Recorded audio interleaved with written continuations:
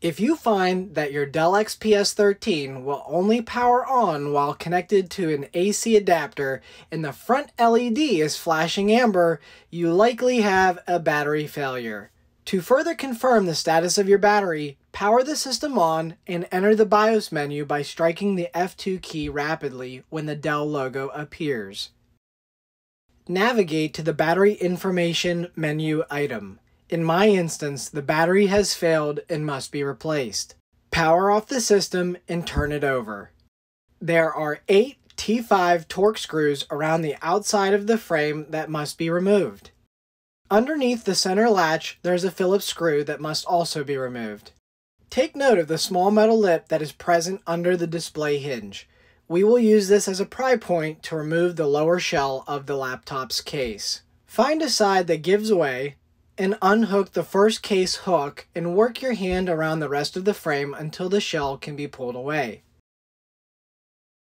With the insides exposed, remove the 3 wide head Phillips screws that hold the battery in place. There is also a small, silver Phillips screw to the top right that needs to be removed. Remove the 4 strips of adhesive from the top of the battery. Be careful not to stress the wire held in place by these, as you could damage your speaker. To the top right, there is a plastic connector that connects the battery to the system board, which needs to be removed.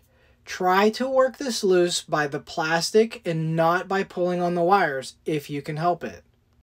Lift the battery at the bottom left, remove it from the chassis, and discard properly.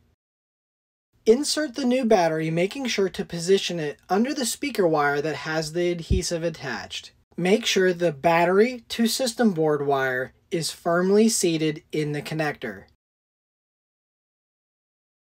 Here is a close-up of that battery to system board connector. Please make sure yours is flush as shown. Reinstall the silver Phillips screw. Reinstall the 3 wide head Phillips screws that secure the battery and make sure that the speaker wire is not on top of the battery.